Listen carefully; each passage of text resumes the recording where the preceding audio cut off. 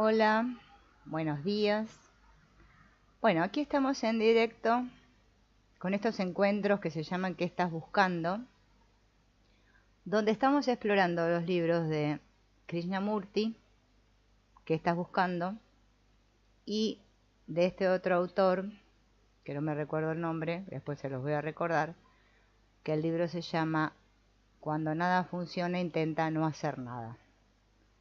Hoy vamos a empezar por justamente cuando nada funciona, intenta no hacer nada, que el autor propone esta técnica que se llama de la euquietud, de dónde viene y cómo funciona.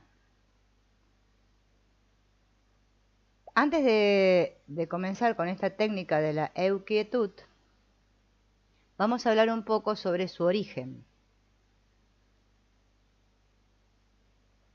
Este autor dice que él descubrió esta solución al sufrimiento no porque tenga poderes de introspección sobrenaturales o porque haya conseguido conectar con las fuerzas místicas de la naturaleza, sino que fue solo cuestión de estar en el lugar indicado, en el momento indicado y con el estado de conciencia indicado. Todo empezó en el instituto, en el curso de introducción al latín del último curso de secundaria, en el cual él estaba tan perdido que su profesora, la señora Whiteman, una señora autoritaria y severa, le dio un toque de atención y le informó de que, considerando que hasta el momento había sido incapaz de demostrar que hubiera aprendido ni lo más básico de aquella lengua muerta, no tenía la menor posibilidad de aprobar la asignatura, y le preguntó qué podía alegar en su defensa.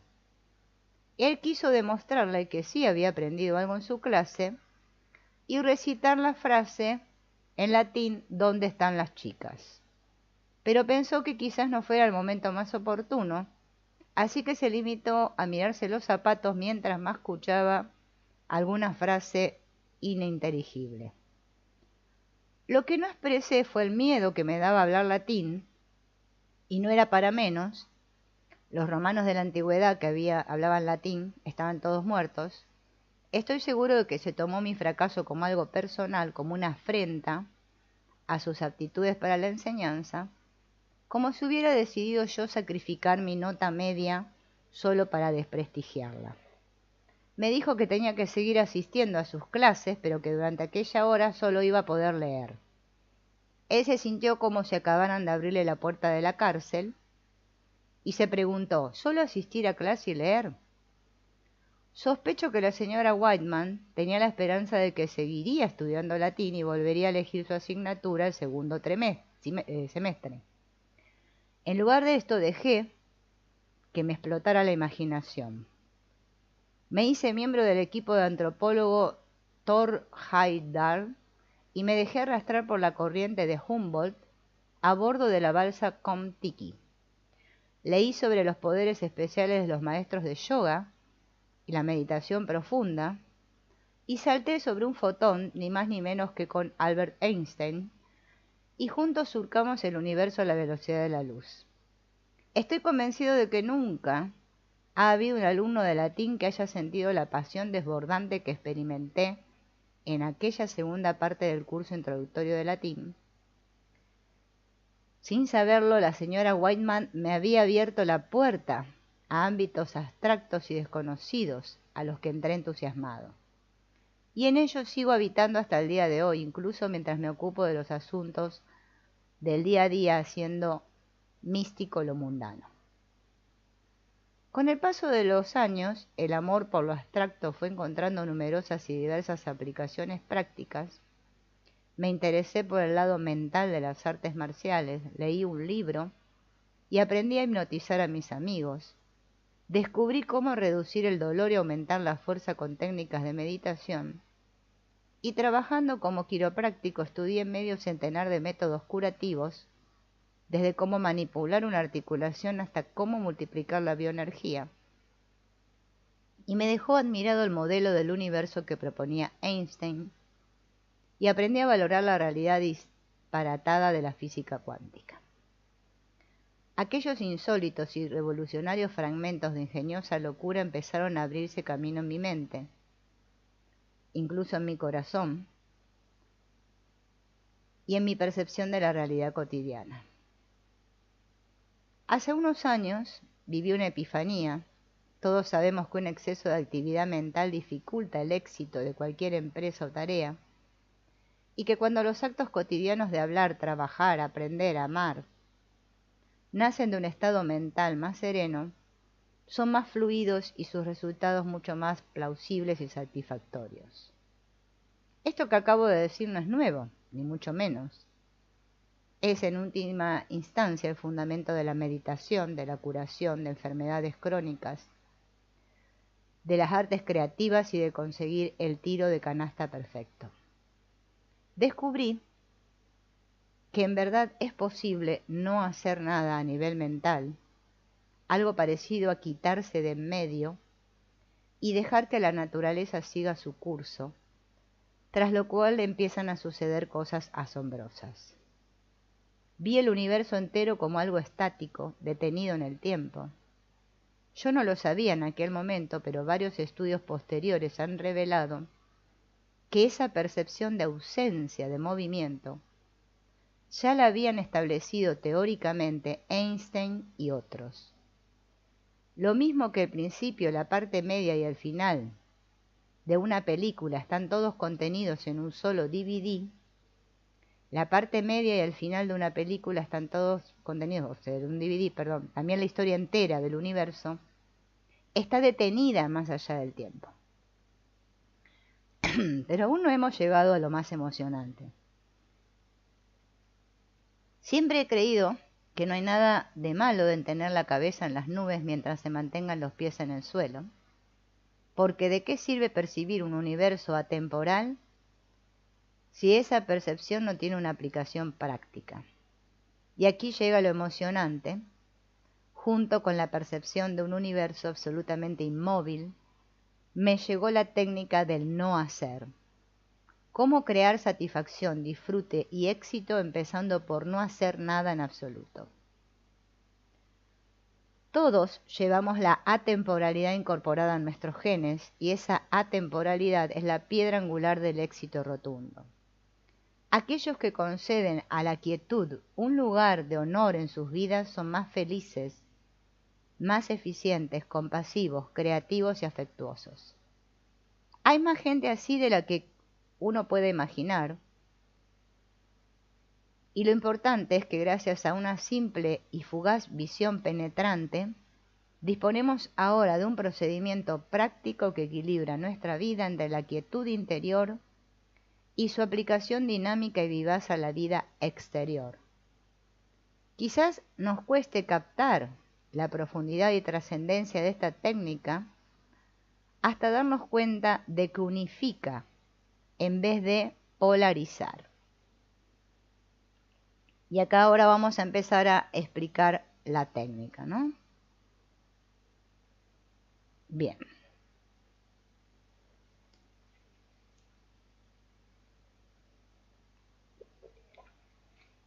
Todo lo creado consta de dos partes, energía y forma. La forma más básica de energía es la onda. Las ondas se combinan para formar partículas subatómicas que a su vez se combinan para formar átomos, moléculas y finalmente, por ejemplo, un libro. Un libro tiene energía. Podríamos usarlo para aplastar un mosquito o quemarlo para calentarnos. Incluso los pensamientos y las emociones tienen energía y forma, solo que no son igual de tangibles que los objetos físicos. Cualquier libro que estemos leyendo tiene todos los pensamientos y emociones del autor que lo escribió, y cuando el lector lee esos pensamientos y emociones, esto estimula en la mente del lector los pensamientos y emociones similares a los del autor.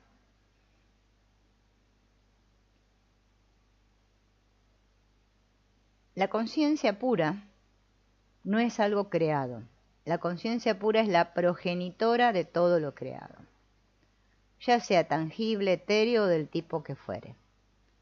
Y si la conciencia pura no tiene forma ni energía, ¿qué es entonces? Hemos dicho que es nada, y eso significa que no contiene ninguna cosa ni forma, ni tampoco ninguna energía. Un objeto tiene forma y energía, luego un no objeto no tiene forma ni energía. El término que usamos para denominar la no forma es nada, y para denominar la no energía es quietud. Cuando hablamos de la conciencia pura podemos decir que es una completa nada o que es quietud absoluta. Sin embargo, es importante que al percibir la conciencia pura nos aseguremos de que la mente considera que la nada es muy poco interesante, poco digna de auténtica atención. De un modo abstracto y a la vez holístico, la quietud, por su parte, parece absorber a la mente.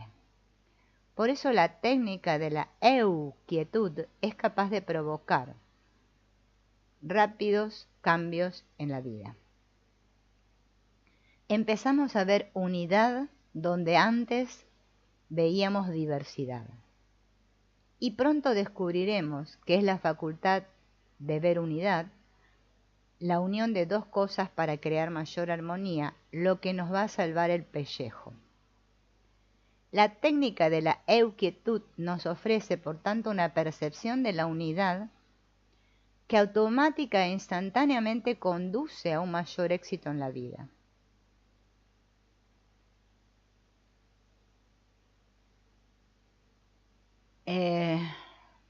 La influencia de la percepción es inmediata. Cuando escuchamos un chirrido, por ejemplo, de un frenazo, y al girarnos vemos cómo un coche atropella a un perro, experimentamos de inmediato cambios físicos y emocionales. A nivel físico se nos acelera el pulso, aumenta el gasto cardíaco, se contrae la musculatura. En una reacción de lucha o huida se producen cambios hormonales, se contraen las pupilas. A nivel emocional sentimos ansiedad, confusión, ira, impotencia, compasión, etc. Ahora, imaginemos que estamos contemplando una puesta de sol. El cuerpo se relaja, la mente saborea la calma. Todos estos cambios se producen automáticamente y al instante. No hace falta que intentemos crearlos. No necesitamos apelar a la imaginación, a la fe, ni a ninguna creencia para que la percepción haga efecto. Ni siquiera entender cómo actúa. Tu cuerpo y tu mente ya saben todo lo que hace falta saber. Es algo que está grabado en tus genes, el resultado de cientos de miles de años de supervivencia evolutiva. Y en esto reside la genialidad de la técnica de la euquietud que vamos a aprender. El vehículo que necesitamos para experimentar lo que significa ser plenamente humano está ahí esperando que lo lleves a dar una vuelta y lo pongas a prueba. ¿Qué es la euquietud y por qué es beneficiosa? El paso inicial, el de dirigirnos a nuestro interior, es experimentar primero la nada de la conciencia pura y su primer destello de individualidad en la mente, que es la eumoción. Contenida en la eumoción hay quietud infinita. Es la percepción de esta profunda quietud lo que llamamos euquietud. También se la puede llamar eumoción pura.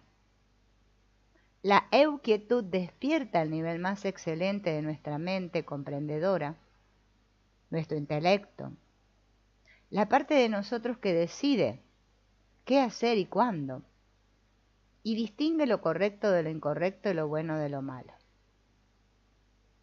Este despertar del intelecto es en un estado de euquietud, nos permite ver integridad en la diversidad. Perdón. Puede sonar un poco disparatado Pero cuando se percibe la euquietud, la quietud sustancial de todo lo creado, se capta por entero la unidad de todo lo que tiene vida. La euquietud es un aglutinante que mantiene tu mundo en pie. El último paso de la técnica de la euquietud es hacia el exterior. Ahora volvemos la mirada hacia afuera e inspeccionamos el mundo fenoménico que habitamos. Con esta técnica observamos la influencia equilibradora y compensadora de la euquietud y gracias a ella encontramos y apreciamos el terreno común entre los opuestos. Todo lo que hay en tu vida encontrará su sitio natural y tú hallarás tu sitio en el gran orden del universo y al final te sentirás como en casa. Todo esto puede sonar enormemente abstracto y fuera de tu alcance en este momento, pero no es así. Recuerda, la cabeza en las nubes y los pies en el suelo. De esto hablo. No hace falta que entiendas lo que es la euquietud para ponerla en práctica. Una vez que la euquietud esté viva en tu vida, verás que todo esto tiene sentido. ¿Cómo funciona la técnica de la euquietud? Una técnica consiste en cómo hacer algo y cómo se puede hacer algo para no hacer nada. Parece imposible.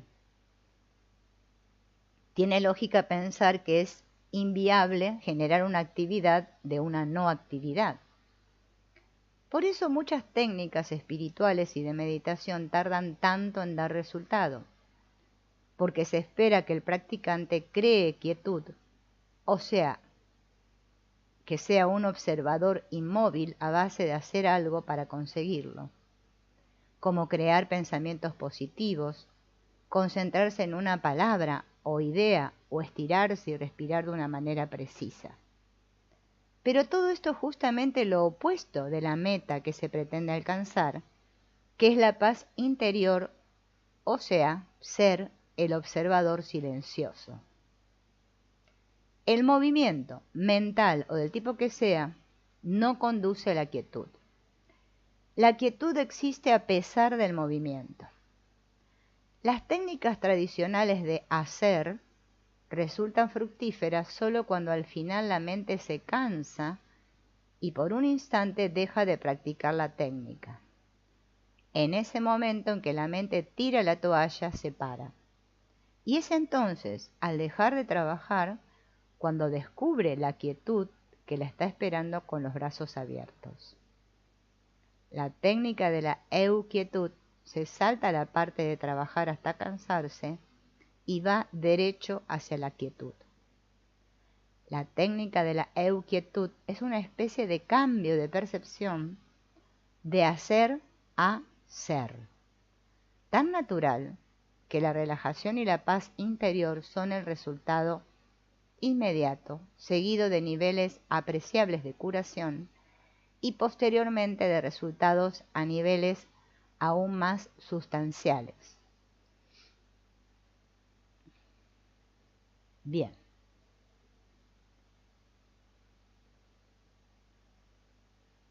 Resulta que es necesario no hacer nada si queremos que se haga cualquier cosa.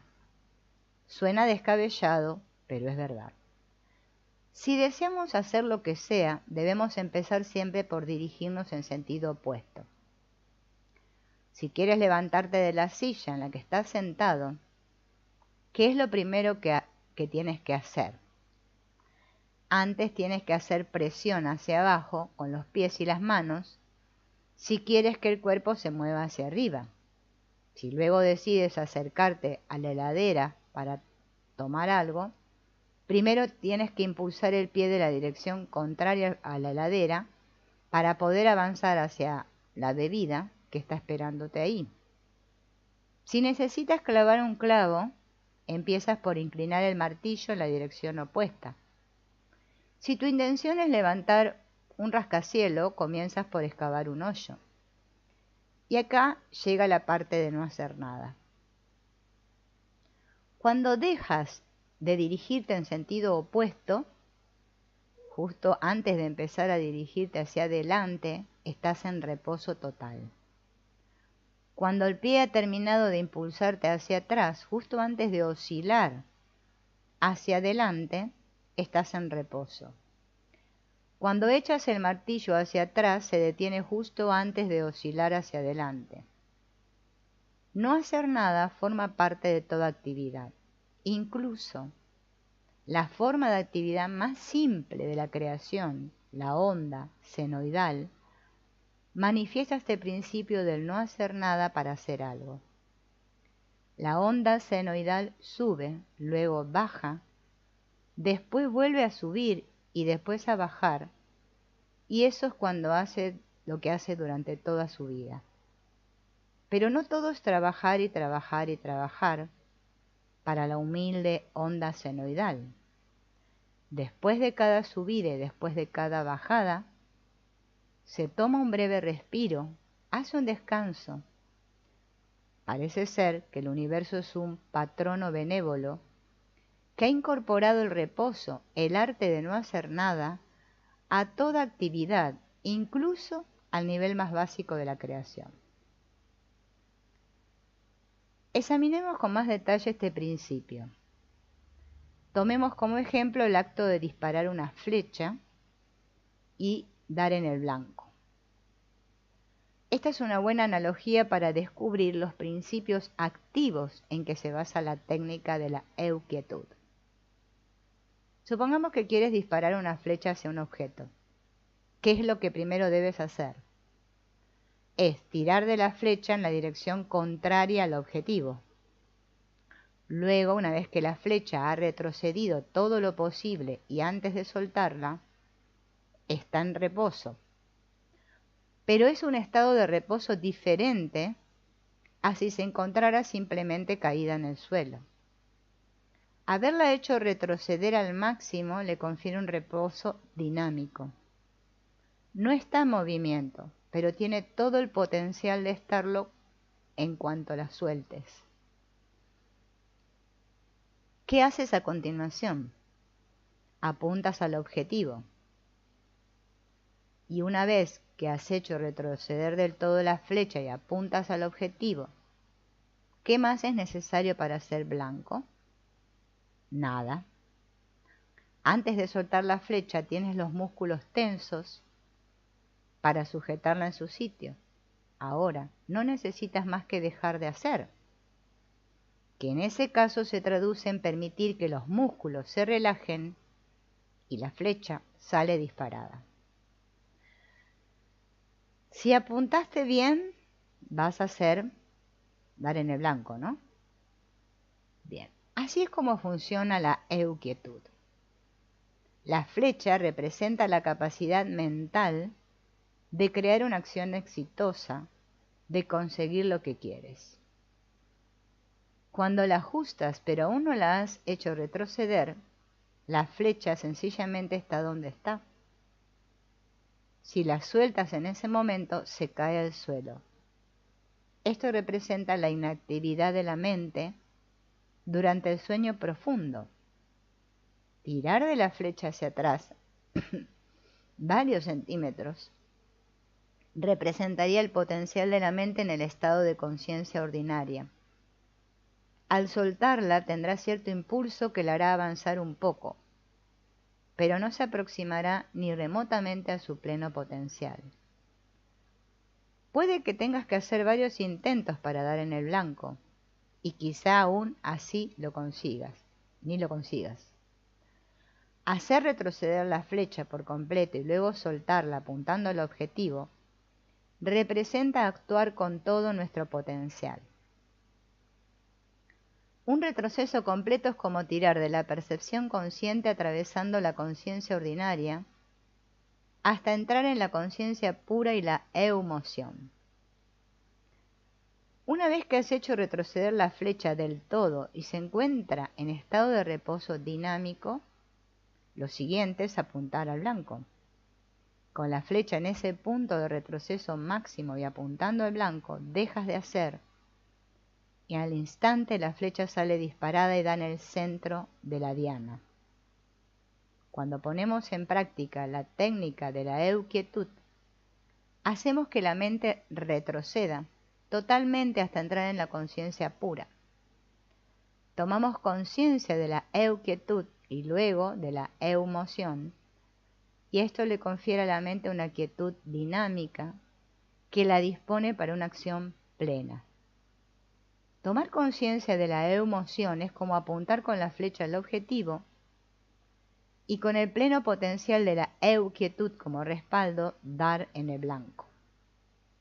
Una vez que somos conscientes de la euquietud, mentalmente no hacemos nada mientras la eumoción nos dirige, mientras guía nuestro cuerpo y nuestra mente hacia el objetivo.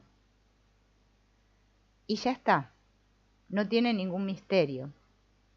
En casi todo lo que hacemos en la vida le damos importancia al hacer e ignoramos el no hacer.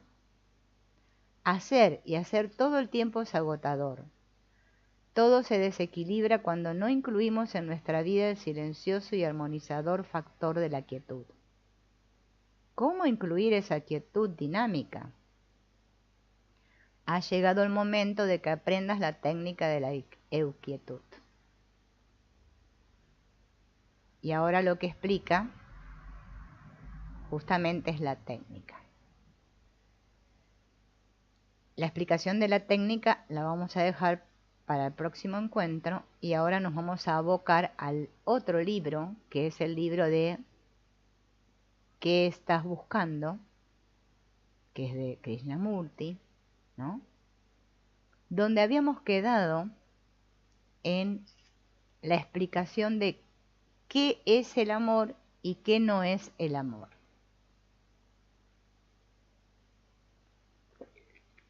Nosotros tenemos una gran confusión con respecto al amor, ¿no? No sabemos lo que es el amor. Por eso hoy vamos a explorar qué es el amor. ¿Qué es el amor? ¿Es posible entenderlo verbal o intelectualmente? ¿O es algo que no se puede poner en palabras? ¿Qué es eso a lo que cada uno de nosotros llama amor? ¿Es el amor un sentimiento? ¿Es el amor una emoción? ¿Puede el amor dividirse en divino y humano? ¿Hay amor cuando siento celos, odio y afán competitivo? ¿Hay amor en la relación cuando lo que cada parte busca en ella es su propia seguridad, ya sea psicológica o mundana? Queramos admitirlo o no, todos estamos atrapados en esto. Dejemos a un lado el amor en abstracto. Ninguna idea abstracta del amor sirve para nada. Tenemos muchas teorías acerca del amor, pero en la práctica, ¿qué es eso a lo que llamamos amor? Está el placer sexual, en el que surgen los celos, el afán de dominación, el deseo de poseer, de retener, de controlar, de interferir en lo que piensa el otro. Conscientes de toda esta complejidad, imaginamos que debe haber un amor divino, que sea bello, puro, incorrupto.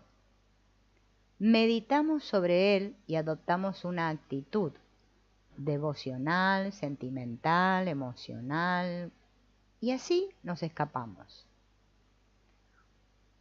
Como no comprendemos este fenómeno humano al que llamamos amor, nos evadimos en abstracciones que no tienen ningún valor en absoluto. Y bien, ¿qué es el amor? ¿Es placer y deseo? ¿Es el amor unidireccional y excluyente? Para comprender qué es el amor debemos investigar la cuestión del placer. El placer sexual o el placer de dominar a otro, de controlarlo, de reprimirlo, y también si el amor dirigido hacia una persona excluye al resto. Si digo, te amo, ¿no excluye eso a todos los demás? ¿Es el amor personal o impersonal? Pensamos que si uno ama a una persona no puede amar a todas, y que si uno ama a la humanidad no es posible que ame a alguien en particular. Todo esto indica que tenemos ideas sobre lo que debe ser el amor. Y esas ideas son, una vez más, un modelo, un código desarrollado por la cultura en la que vivimos, o un modelo que uno mismo ha elaborado. Tenemos ideas de lo que es el amor, de lo que debería ser, de lo que no es amor, todo lo cual significa que las ideas acerca del amor nos importan más que los hechos. Desgraciadamente para la humanidad, los santos de distintas religiones han establecido que amar a una mujer, amar a un hombre, el amor humano, es un obstáculo insalvable para aquel que quiera acercarse a la idea de Dios que ellos han predicado. Es decir, el sexo es tabú. Los santos lo han proscrito, aunque luego, por lo general, la realidad sea que el sexo los corroe.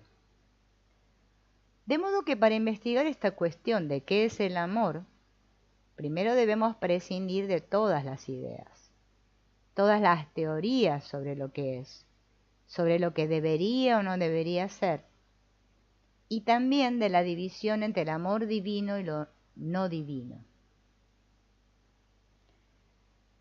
¿Qué no es amor? Primero, preguntémonos qué entendemos por amor.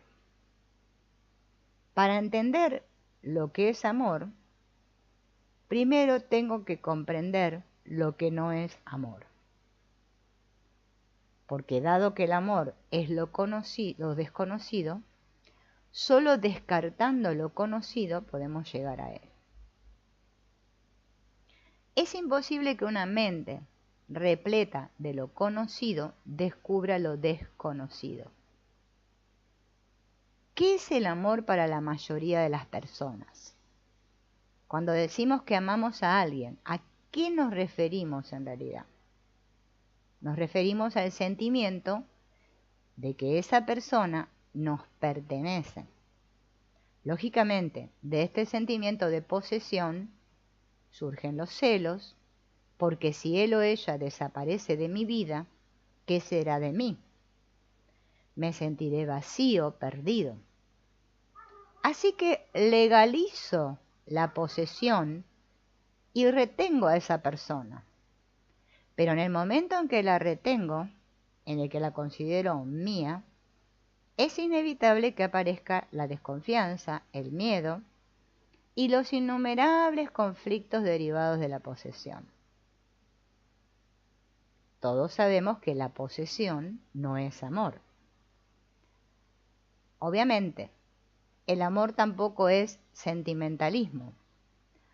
Ser sentimental y emotivo no es amar, puesto que el sentimentalismo y la emotividad son simples sensaciones. El devoto que llora al hablar de Jesús o de Krishna o de su gurú o de quien sea, no es más que un sentimental embargado por la emoción, que es un proceso del pensamiento. El pensamiento no es amor. El pensamiento es resultado de las sensaciones. Luego, la persona sentimental, emocional, no tiene ninguna posibilidad de descubrir el amor. ¿Y nosotros? ¿No somos emotivos y sentimentales? El sentimentalismo, la emocionalidad, es una mera expansión del yo. Rebosar de emoción no es amar, ya que la persona sentimental puede ser cruel si sus sentimientos no son correspondidos, si no se le permite expresarlos. El rechazo puede incitarla al odio, a declarar una guerra o a hacer una carnicería. La persona sentimental que derrama lágrimas por su religión, es obvio que no ama. El perdón, ¿es amor? ¿Qué significa perdonar? Si alguien me insulta, me siento ofendido y tomo nota de ello. Un rato después, ya sea mecánicamente o porque el otro se disculpa, le digo, te perdono. Primero registro lo sucedido y luego lo desestimo. ¿Qué significa esto? Significa que sigo siendo yo la figura central e importante. Soy yo quien perdona al otro. En la actitud de perdonar está implícito que la parte importante sigo siendo yo, no la persona por la que me he sentido insultado. Así que acumular resentimiento y luego negarlo, que es a lo que llamamos perdonar, no es amor. En la persona que ama no hay enemistad. A ella todas las cosas y todo esto le resulta indiferente. La lástima, el perdón, la posesividad, los celos y la desconfianza no son amor, ya que todos ellos provienen de la mente condicionada, y esa mente solo puede corromper al amor. Ni la belleza ni el amor pueden nacer de ella. Por más que escriba poemas de amor, estos no son amor. Está claro que sin verdadero respeto, si no respetamos al otro, ya sea nuestro empleado o nuestro amigo, no hay amor. ¿Somos conscientes? Esperen que se me perdió acá la página. ¿Somos conscientes de cuánto nos cuesta tratar con respeto, amabilidad y generosidad a quienes consideramos inferiores a nosotros? Respetamos a quienes están por encima de nosotros, al jefe, al millonario, a la persona que tiene un título y una mansión, que puede ayudarnos a ascender en la escala social, a todo aquel de quien podemos obtener algo. A quienes están por debajo de nosotros los tratamos a patadas. Solo es posible descubrir el amor cuando todo esto ha concluido o se ha llegado a su fin. Qué pocos de nosotros somos generosos, comprensivos, compasivos. Soy generoso cuando me conviene. Soy compasivo cuando creo que puedo sacar algo a cambio. Solo una vez que todo esto desaparece y deja de ocupar la mente, y una vez que las cosas de la mente dejan de llenar el corazón, entonces hay amor. Y solo el amor puede transformar la locura e insensatez del mundo actual, no los sistemas ni las teorías.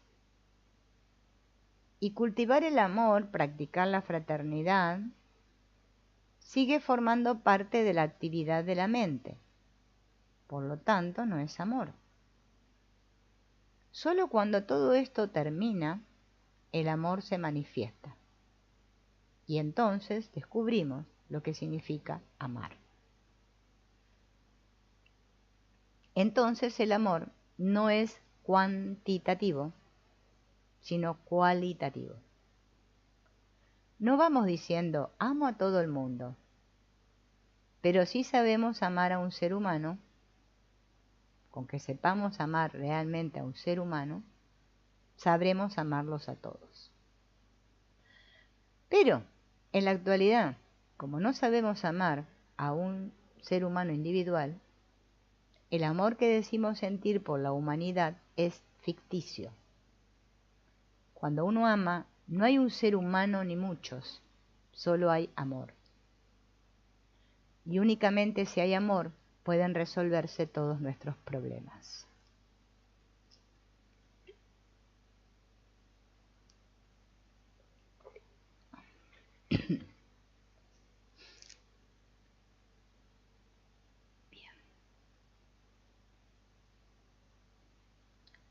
¿Cómo es que todo lo que tocamos se convierte en un problema?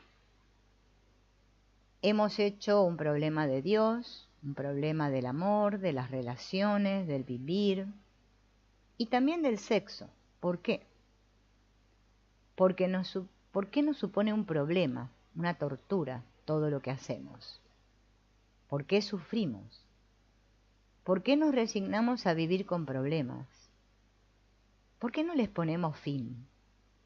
¿Por qué no resolvemos las dificultades al momento en lugar de arrastrarlas día tras día, año tras año? El sexo es sin duda una cuestión importante, pero hay otra más importante aún. ¿Por qué hacemos de la vida un problema? ¿Por qué son un problema el trabajo, el sexo, ganar dinero, pensar, sentir, experimentar? ¿No será principalmente porque lo enfocamos todos desde el mismo punto de vista, desde un punto de vista estático? ¿A qué nos referimos al decir que el sexo es un problema? ¿El problema es el acto o pensar en el acto? Sin duda, no es el acto en sí. El acto sexual nos supone mayor problema que el acto de comer. Ahora bien, si uno ocupa la mente con pensamientos de comida o de lo que sea, el día entero porque no tiene nada mejor en qué pensar, entonces esto se convierte en un problema. ¿Es el acto sexual el problema o el problema es pensar en el acto? ¿Por qué pensamos en él de continuo? Las películas, las revistas, las novelas, todo ello alimenta los pensamientos sobre el sexo. Pero ¿por qué se deja la mente alimentar por esos estímulos? ¿Qué razón tiene para pensar en el sexo? ¿Por qué se ha convertido el sexo en el tema central de nuestra vida? Habiendo tantas cosas que reclaman nuestra atención, ¿qué nos pasa? ¿Por qué se obsesiona la mente con el sexo? Se obsesiona porque el sexo es la evasión suprema. Es la mejor manera de evadirnos de todo. Durante el acto sexual, aunque solo sea por un momento, me olvido de mí mismo. Y no conozco otra forma de conseguir eso. Todo lo demás que hago en la vida acentúa el yo, los negocios, la religión, los dirigentes, los dioses, las diversas vías de escape, afiliarme a un partido y abandonar otro. Todo eso acentúa y refuerza el yo. Es decir, hay un único acto donde el yo no tiene relevancia. Y por eso se convierte en un problema. Si hay en mi vida una única vía de escape absoluta que, aunque solo sea por unos segundos, me permite olvidarme por completo de tener que ser alguien, me aferro a ella porque es el único momento en el que soy feliz. Todo lo demás que toco se convierte en una pesadilla, en fuente de dolor y sufrimiento. De modo que me aferro a ese único acto que me ofrece un olvido completo de mí mismo, y a eso lo llamo felicidad. Sin embargo, en cuanto me aferro a él, se convierte también en una pesadilla.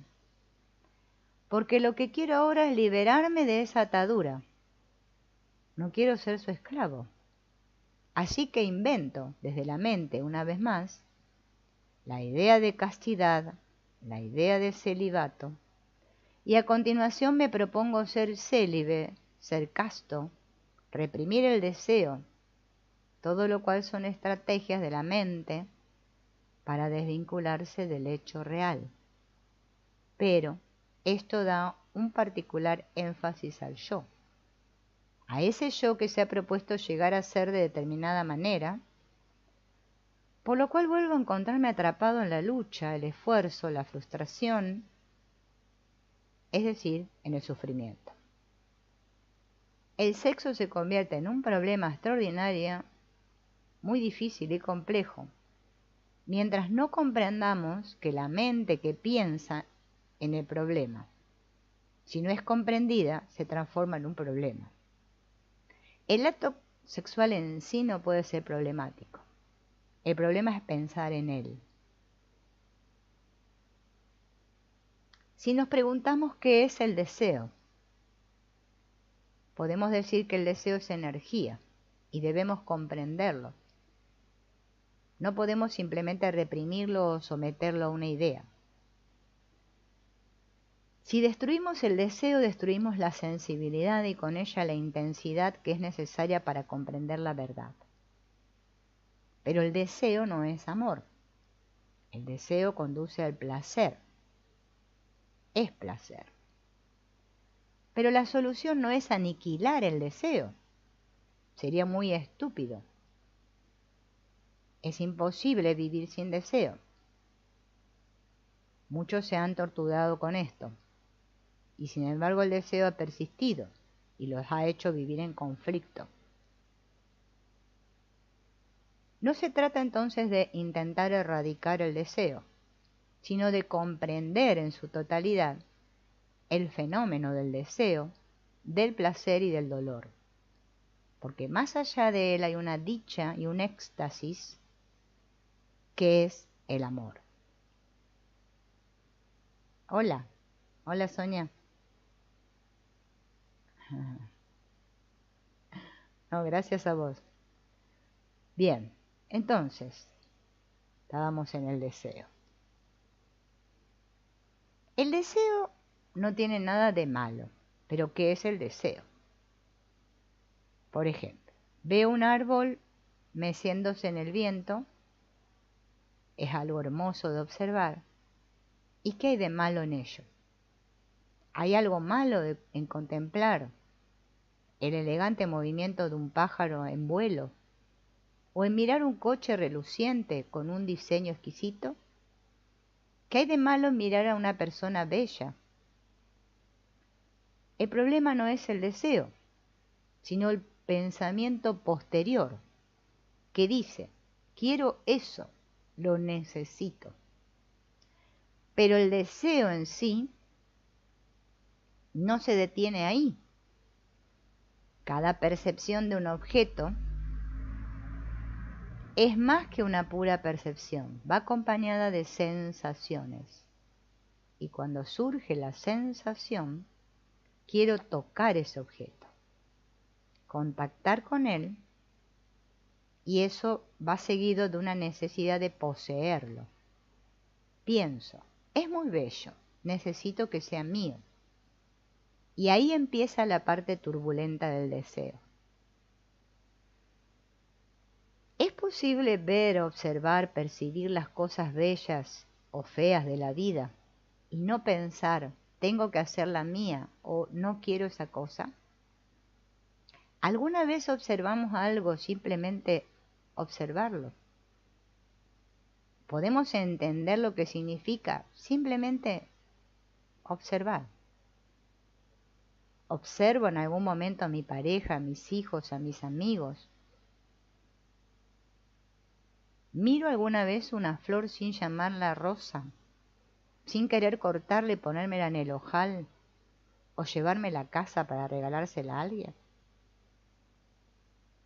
Si somos capaces de observar simplemente, sin que interfieran en la percepción todos los valores que la mente atribuye a lo que percibe, nos vamos a dar cuenta de que el deseo no es algo monstruoso.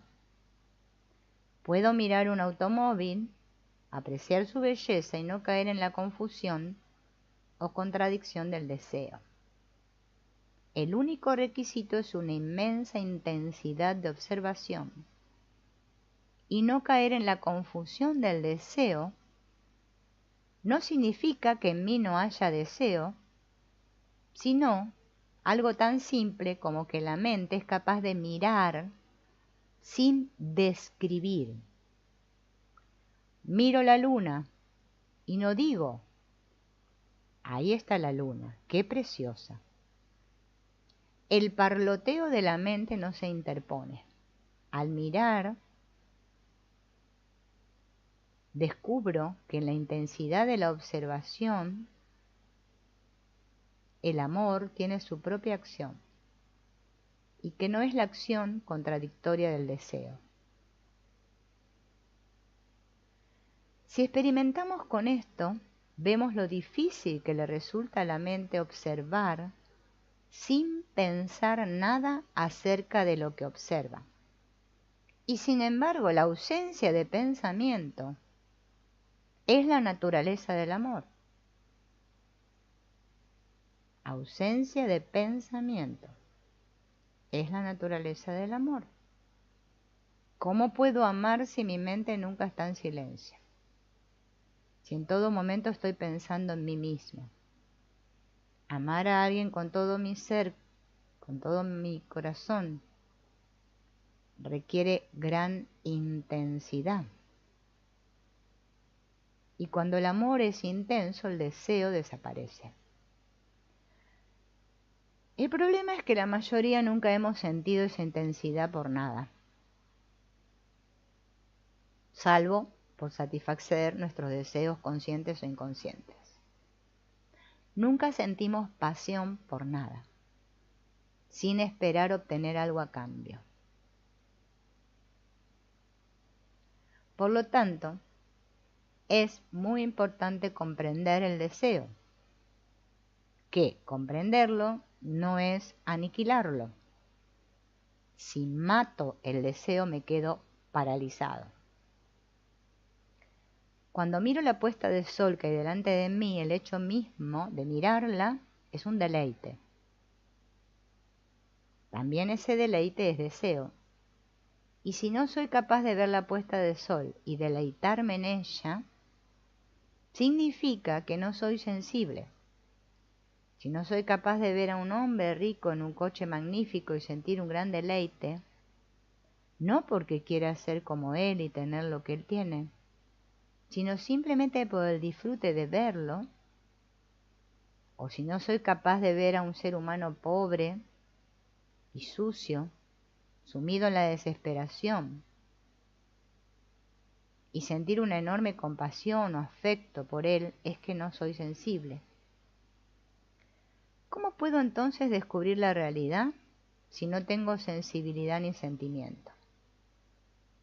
Así que es necesario comprender el deseo, porque de esa comprensión del deseo nace el amor. La mayoría no tenemos amor y no sabemos lo que significa. Conocemos el placer, conocemos el dolor, conocemos la inconstancia del placer, conocemos el tormento continuo. Hablamos de amor incansablemente, pero no sabemos lo que significa, porque no hemos entendido el deseo, que es el principio del amor.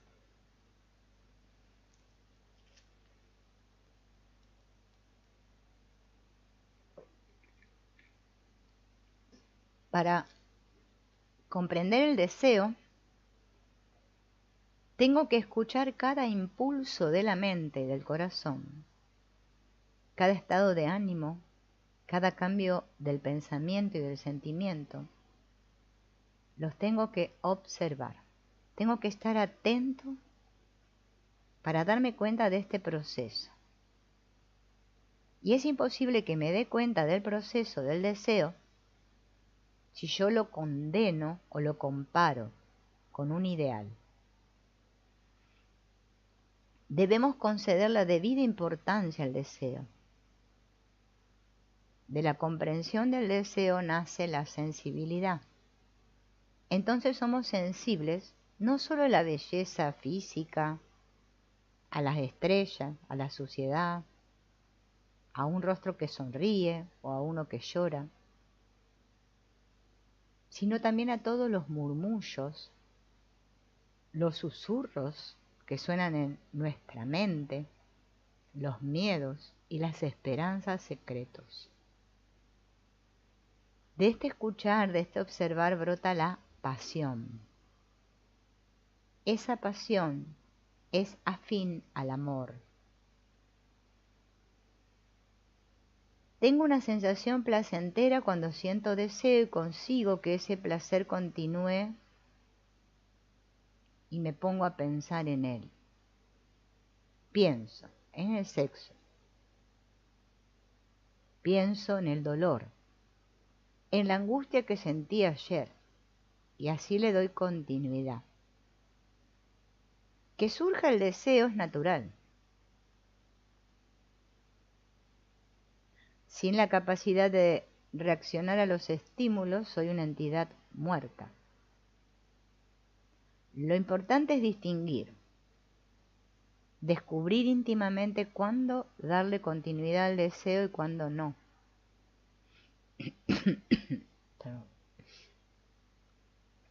Para eso, debo comprender la estructura del pensamiento, que es el que influye en el deseo, lo controla y le da forma y continuidad. Está claro que esto es lo que ocurre. Y también que el pensamiento funciona de acuerdo con la memoria. Lo que nos importa en este momento es entender que el deseo se fortalece y adquiere continuidad cuando pensamos constantemente en él, lo cual lo convierte en voluntad. Y con esa voluntad funcionamos en la vida. Una voluntad basada en el placer y el dolor. Si algo es placentero, quiero que dure, que se repita. Si es doloroso, me opongo, me resisto. Así que tanto la resistencia al dolor como la búsqueda de placer dan continuidad al deseo. En cuanto cedo al deseo, él trae consigo su propio dolor, su propio placer, y yo vuelvo a estar atrapado en un círculo vicioso. El pensamiento sustenta el placer al volver una y otra vez sobre algo que nos ha deleitado, al recrear repetidamente la imagen, las sensaciones. El pensamiento engendra el placer. Así, el acto sexual se convierte en lujuria, lo que la mayoría entendemos por pasión es la pasión de la lujuria, el deseo imperioso antes y nuevamente después del sexo. Pero eso no es pasión, eso es pensamiento, y el pensamiento no es amor.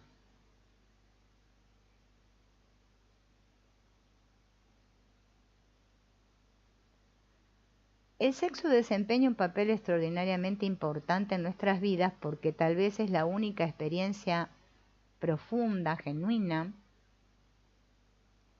pero intelectual y emocionalmente nos conformamos, imitamos, suscribimos, obedecemos. Hay dolor y desarmonía en todas nuestras interacciones, excepto en el acto sexual. Este acto es tan diferente y maravilloso que nos hacemos adictos a él, y así se convierte en una esclavitud. La esclavitud es la exigencia de que continúe, que proviene una vez más de ese yo que es divisivo por naturaleza. Vivimos tan coartados intelectualmente a causa de la moral social, de los preceptos religiosos, que esta es la única relación que nos queda en la que hay libertad e intensidad. Por eso le damos tan enorme importancia.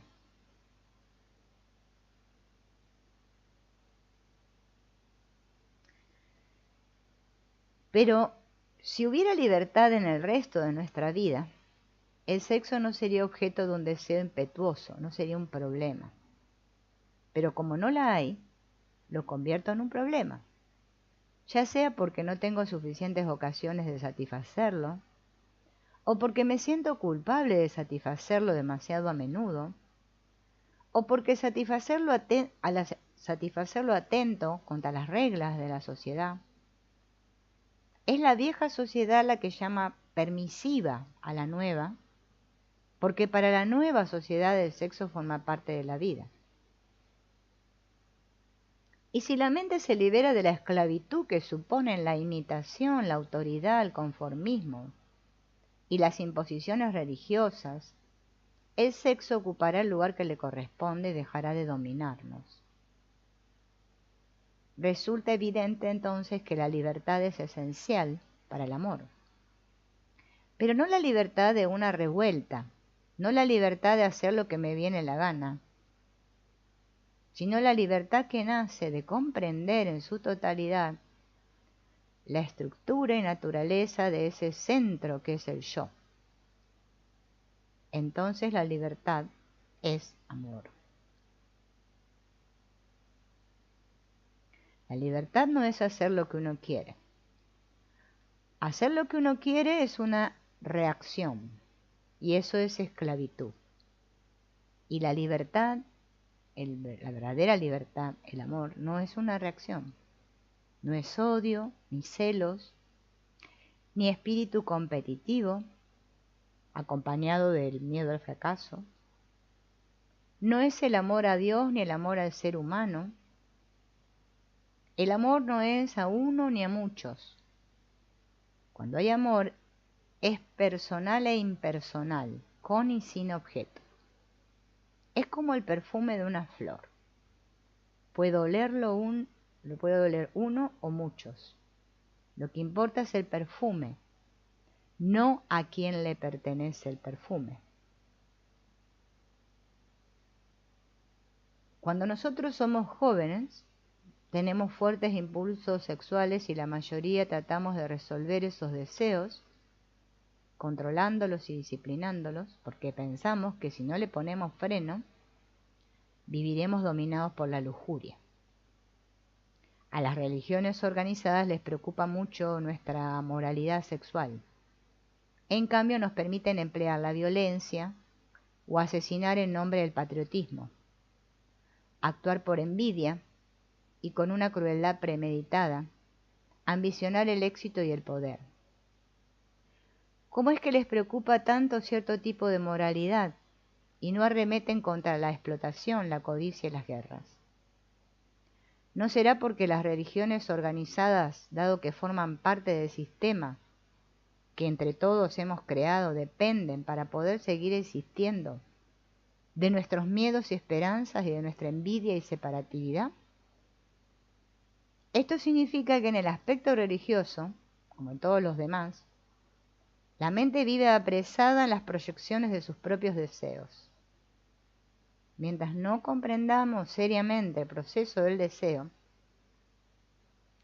la actual institución del matrimonio no será la solución al problema sexual, porque el amor no nace de firmar un contrato, ni se basa en que dos personas se den mutuamente placer, seguridad y comodidad. Todas estas son cosas de la mente, y por eso el amor ocupa un espacio tan reducido en nuestra vida. Pero el amor no es la mente, es independiente por completo del pensamiento y sus estratagemas, reacciones y exigencia de garantías. Cuando hay amor, el sexo nunca es un problema. El problema lo crea la falta de amor. ¿Por qué piensa la mente en el sexo? ¿Por qué se ha convertido el sexo en el tema central de nuestra vida? El sexo se convierte en un problema muy difícil y complejo porque no comprendemos a la mente que piensa en el problema. El acto en sí nunca puede ser problemático, pero pensar en el acto hace de él un problema.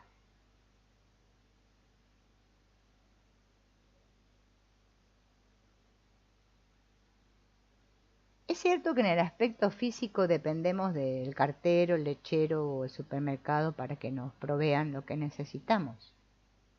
Esto es una realidad, ¿no? Es así. Pero eso es una dependencia para la subsistencia física. Pero la dependencia es psicológica. ¿Por qué existe? ¿Por qué dependemos psicológicamente? ¿Por qué dependo? Me siento vacío, siento que me falta algo. No tengo suficiente energía, motivación, capacidad, claridad. Y por lo tanto dependo de alguien para que satisfaga esa carencia. Esta sensación de no bastarme a mí mismo, ni moral, ni intelectual, ni emocional, ni físicamente.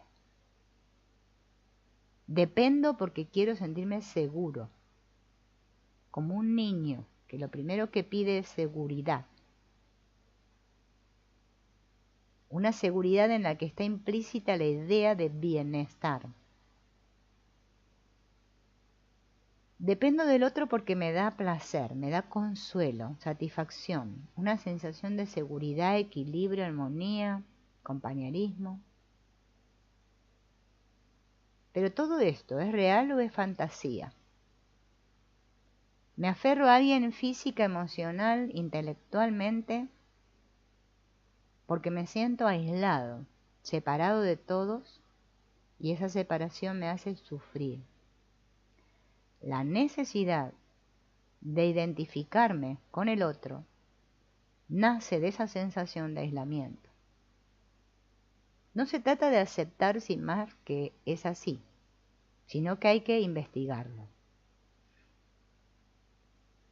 ¿Por qué deseo tanto tener una pareja?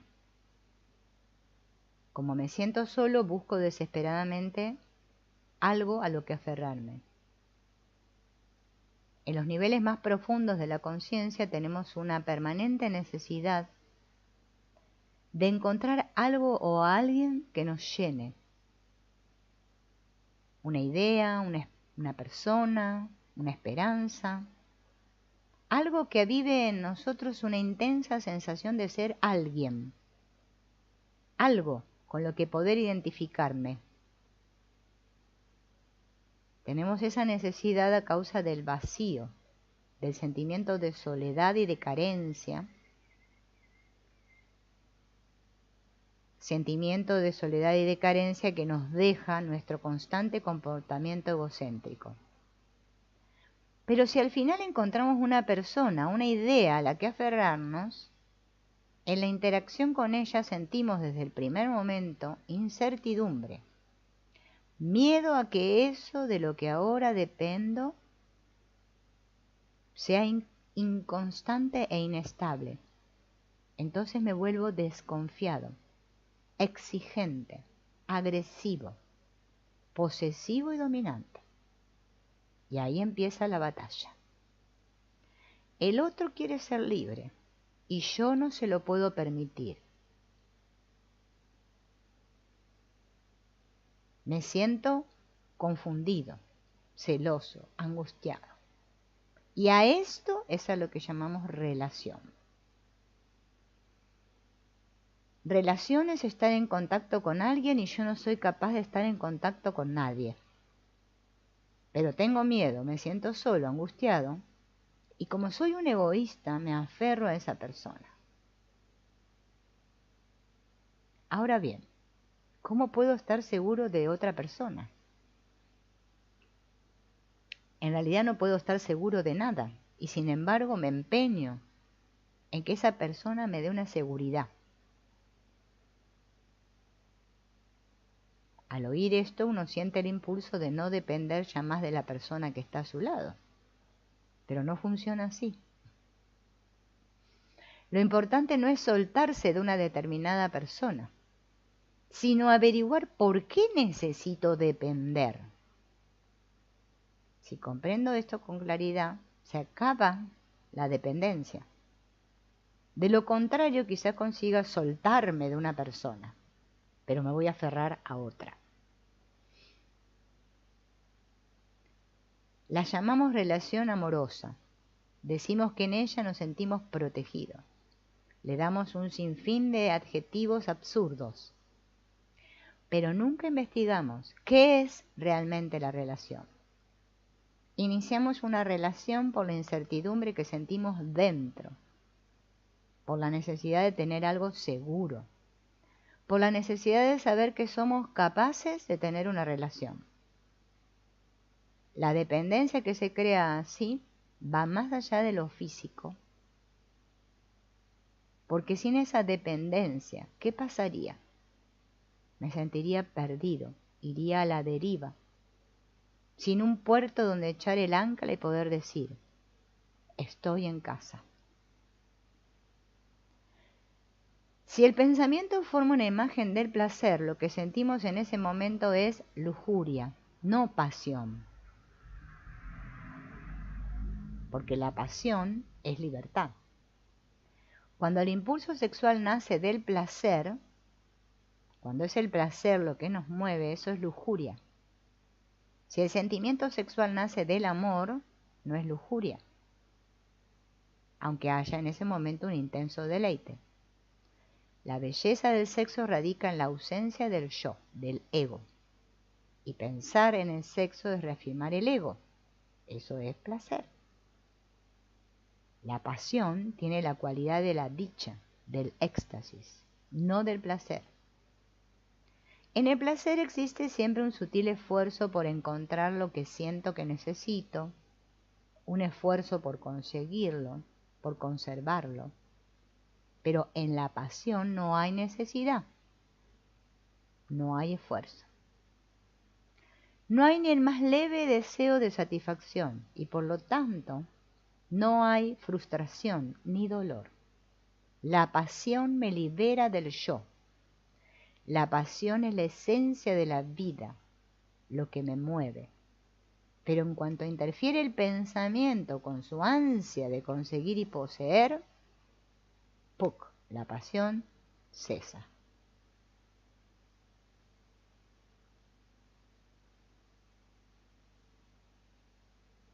El sexo es un problema porque descubrimos que misteriosamente en el acto sexual hay completa ausencia del yo.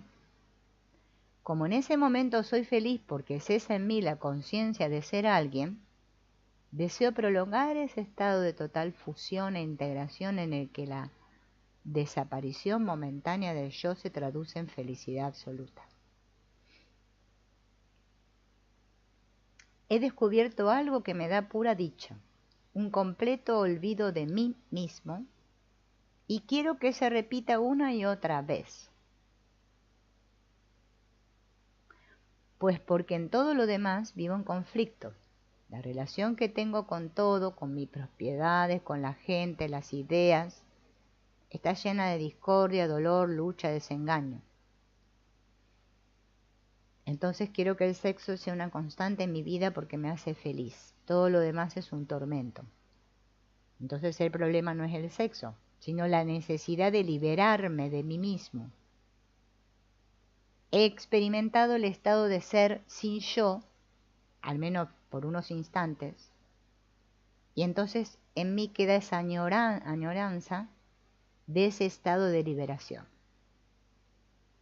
Hasta que no resolvamos todo lo que está en la base de ese conflicto, esto va a seguir siendo un terrible problema. Bien. Bueno, por hoy lo vamos a dejar aquí. Me voy a despedir de Jonathan, que está por ahí. Bienvenido, hola, y nos despedimos. Y de Sonia y de todos los otros que están ahí conectados, que no están en el chat. Nos vemos en el próximo.